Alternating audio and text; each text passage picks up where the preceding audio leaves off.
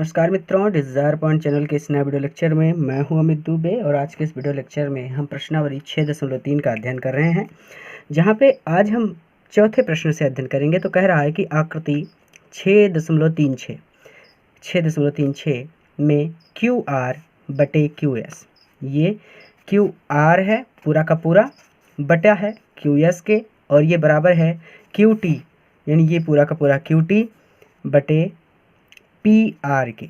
ये तो P are they दिया है, यानी थोड़ा सा घुमा दिया है और कुछ नहीं। यहाँ पे सिद्ध करना है कि त्रिभुज पी क्यू एस यानी ये वाला त्रिभुज समरूप है त्रिभुज टी क्यू आर के। तो बहुत ज़्यादा आसान है, यानी ये पूरा त्रिभुज जो है टी क्यू आर ये समरूप है पी क्यू एस के। ये हमें सिद्ध करना है। चलिए देखिए कैसे सिद्ध होगा। तो ये हमारा कुछ इस तरह का त्रिभुज है जो हमने अलग से बना लिया है अपना। देखिए सबसे पहले चौथा प्रश्न हल कर रहे हैं। जो चीज़ हमें सिद्ध करना है पहले उसे लिख लेते हैं, ठीक है, या फिर जो चीज़ पहले दी गई है उसे ही लिख लेते हैं। चलिए जो दिया है उसे पहले लिख लेते हैं। तो ये दिया है कि Q R upon Q S, यानी कि ये क्यू आर बटे क्यू एस बराबर है क्यू टी बटे पी आर। ये आपका पी आर है, ठीक है। और यहाँ पे कोण 1 बराबर कोण 2 के, यहाँ पे ये है हमारा, हाँ ये कोण 2 है और ये कोण 1 है, ठीक है। तो कोण 1 बराबर है कोण 2 के, ये भी हमें दिया गया है। और हमें सिद्ध क्या करना है, हम लिखेंगे सिद्ध करना है। क्या सिद्ध करना है? हमें सिद्ध करना है कि त्रिभुज पी क्यू एस समरूप है त्रिभुज टी क्यू आर के, ठीक है। तो चलिए सिद्ध करते हैं। यहाँ से हम सिद्ध करना अपना स्टार्ट करते हैं।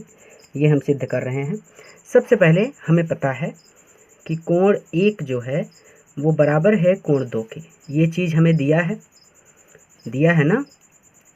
तो जब ये देखिए कि कोण 1 बराबर है कोण 2 के, तो कोण 2 के सामने वाली भुजा बराबर होगी कोण 1 के सामने वाली भुजा के।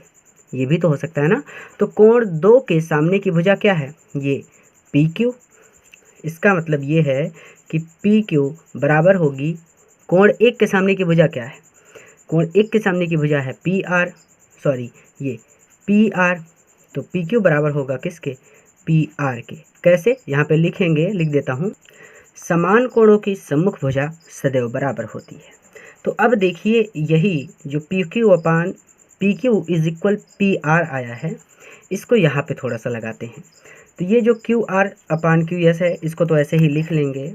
ये हो गया Q R upon Q S, ये बराबर, जहाँ पे ये पी आर है वहाँ पे हम लिख सकते हैं पी क्यू। पी आर के स्थान पे हम पी क्यू लिख सकते हैं ना, क्योंकि पी आर बराबर है पी क्यू के।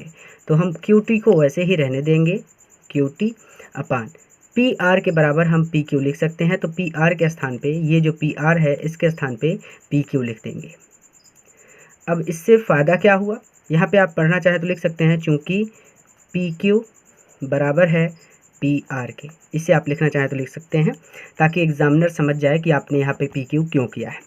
अब फ़ायदा क्या हुआ? अब हमने एक काम किया। क्या काम किया? ये था क्यू आर, यहाँ पे ध्यान दीजिए, ये क्यू आर है ना, क्यू आर बटे क्यू एस दिया था, और हमने अपना काम किया है कि क्यू टी, ये क्यू टी है, और अब हमने इसे क्यू पी या फिर पी क्यू के बराबर कर लिया है। भुजाओं का अनुपात बराबर कर लिया है। तो अब ध्यान से समझिएगा, यहाँ पे क्यू टी बटे पी आर ये बराबर है किसके? क्यू एस बटे क्यू आर के। ये देखिए क्यू आर, ये पूरा का पूरा क्यू आर बटे क्यू एस, ये इसका अनुपात बराबर है क्यू टी बटे क्यू पी के, क्यू टी बटे क्यू पी के, ठीक है। इसी को चाहे आप क्यू पी लिख सकते हैं या फिर पी क्यू लिख सकते हैं। अब हम कह सकते हैं कि हमें एक चीज़ और पता है कि कोण 1 जो है यहाँ पे वो कोण 2 के बराबर है। इसी चीज़ को दूसरी तरह से कैसे लिख सकते हैं? एक चीज़ को ध्यान से समझिए। हमें सिद्ध करना है P Q S, P Q S ये वाला त्रिभुज समरूप है किसके?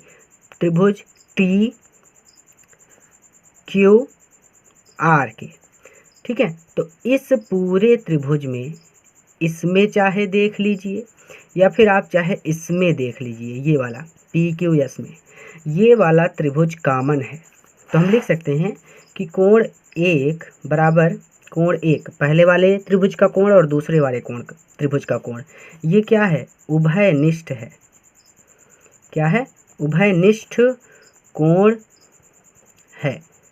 तो भैया दो भुजाओं का अनुपात बराबर हो गया और एक कोण बराबर हो गया, तो यहाँ पे ये देखिए यस ए यस, भुजा कोण भुजा, कसौटी से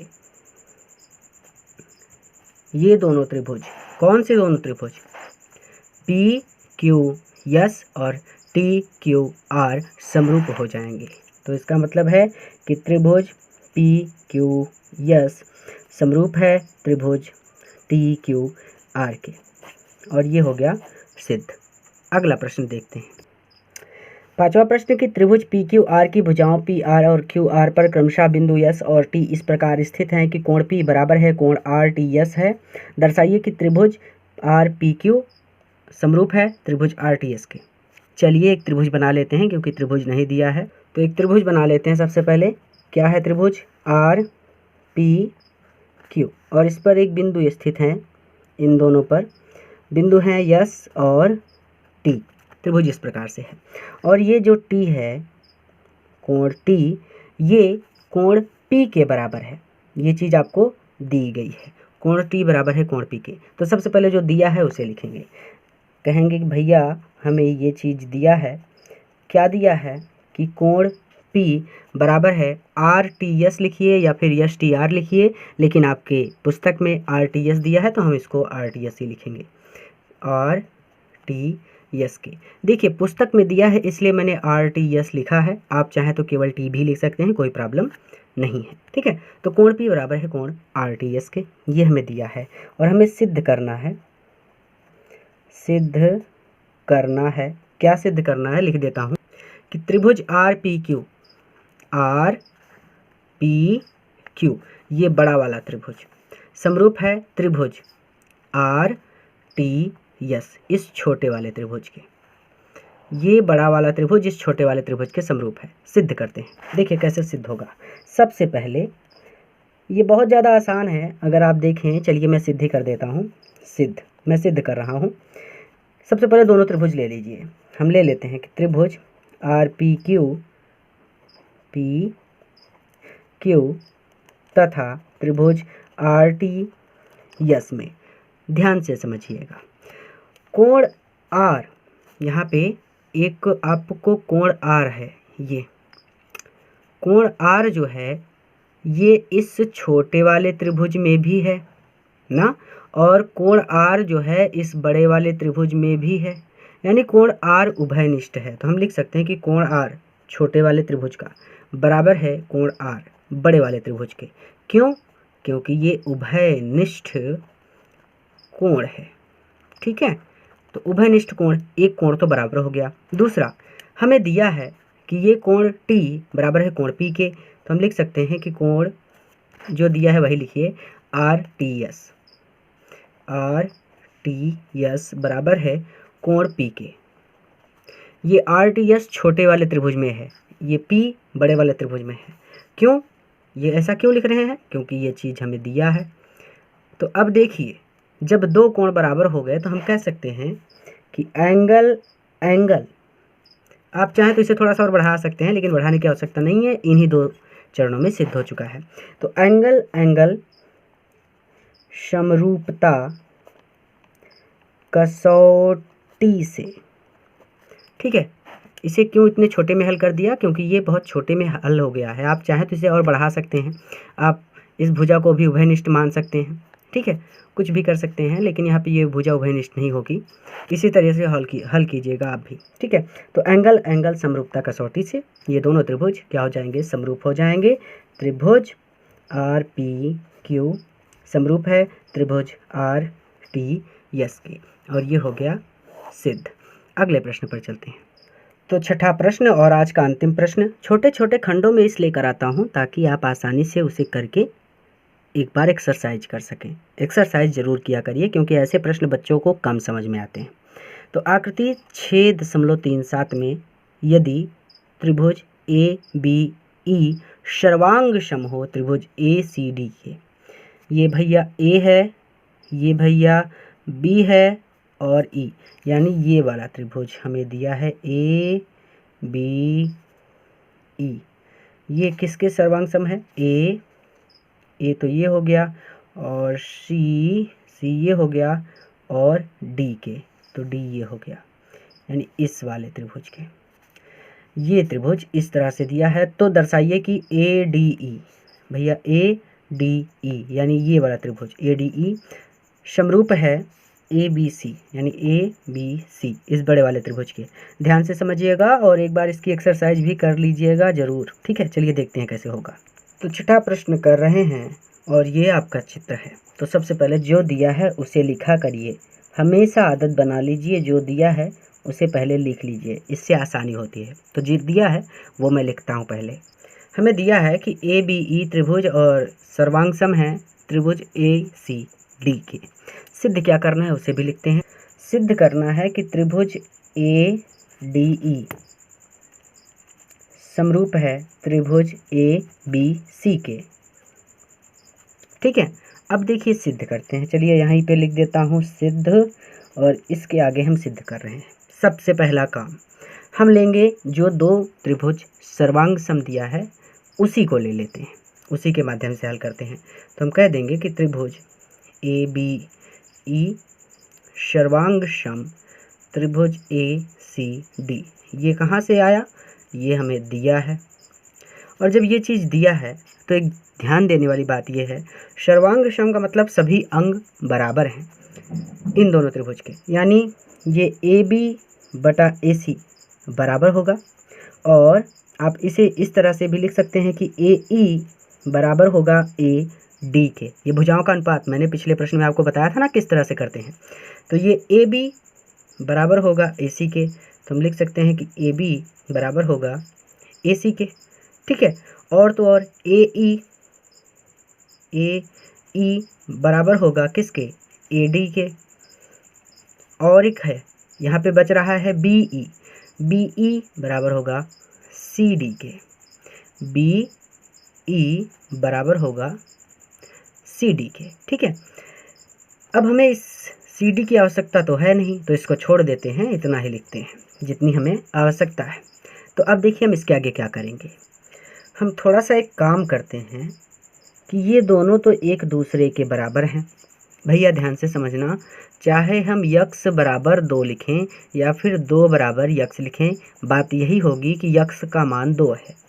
उसी प्रकार चाहे हम ए डी के बराबर ए ई लिखें या फिर ए ई के बराबर ए डी लिखें, तो हम इसको थोड़ा सा चेंज करते हैं क्योंकि हमारा काम थोड़ा सा सरक जाए यहाँ पे आसानी से। हम क्या करते हैं, हम लिख देते हैं कि ए डी बराबर होगा ए ई के, इस तरह से, और इसे बना देते हैं समीकरण नंबर 1 और इसे बना देते हैं समीकरण नंबर 2। अब फ़ायदा क्या हुआ वो समझिए। हम क्या करते हैं कि समीकरण 2 में भाग दे दें कि 1 में भाग दे दें। चलिए इसमें अगर हम भाग दे देंगे 2 में, तो यहाँ पे 1 मिनट में समझ लूँ इसे अपनी तरह से, वीडियो लंबा ना हो इसलिए मैंने पॉज कर दिया था। अब देखिए क्या होगा कि समीकरण 1 में समीकरण 2 से भाग देने पर, तो जब समीकरण 1 में समीकरण 2 से भाग देंगे तो समीकरण 1 है ए बी बराबर ए सी, और 2 से भाग दे रहे हैं यानी इसका बटा ए डी हो जाएगा और इसका बटा ए ई हो जाएगा, इस तरह से। तो ये भुजाएं हैं, 2 भुजाओं का अनुपात, ठीक है। और यहाँ पे एक चीज़ देखिए, 2 भुजाओं का अनुपात बराबर आ गया है, देख रहे हैं। ए बी ये है ए बी बटा ए डी, ये ए बी बटा ए डी है। ये बड़े वाले त्रिभुज की भुजा है ए बी, छोटे वाले त्रिभुज की भुजा है ए डी, और ये ए सी है, ए सी बटा क्या है? ए ई, ये छोटा वाला त्रिभुज है और ये ए सी बड़े वाले त्रिभुज की भुजा है। और अगर आप ध्यान दें तो हमें चूँकि यही दोनों त्रिभुज सर्वांग सम सिद्ध भी करने हैं, ये दोनों, ये छोटा वाला और ये बड़ा वाला, तो आप देख रहे हैं कि छोटे वाले त्रिभुज में भी कोण ए है। ये छोटे वाले को लेंगे तो यहाँ पे ये कोण ए है, और बड़ा वाला लेते हैं, अगर पूरा लेते हैं तो भी हमें कोण ए मिलेगा। तो हम कह सकते हैं कि कोण ए छोटे वाले त्रिभुज का बराबर है कोण ए बड़े वाले त्रिभुज के। क्यों? क्योंकि ये भैया उभयनिष्ठ कोण है। बस उभयनिष्ठ कोण लिखिए, समझ जाएगा एग्जामिनर। तो यहाँ पे दो भुजाएं हो गई, इधर वाली और इधर वाली, ये ए बी बटा ए डी, ए सी बटा ए ई, दो भुजाएं हो गई और एक कोण हो गया। तो हम कह सकते हैं यस ए यस, भुजा कोण भुजा, समरूपता कसौटी से अब ये दोनों त्रिभुज सर्वांगसम हो जाए, सॉरी समरूप हो जाएंगे, यानी ए डी ई त्रिभुज ए डी ई समरूप है त्रिभुज ए डी ई और बड़ा वाला है ए बी सी के, ए बी सी के। कैसे हो गया? इसको लिख देंगे सिंघम, हमारा सिद्धम हो गया। अगले वीडियो में नए टॉपिक के साथ यानी आगे के प्रश्नों के साथ फिर से मिलते हैं। धन्यवाद। एक्सरसाइज जरूर कीजिएगा, खुद से एक बार सॉल्व किया करिए।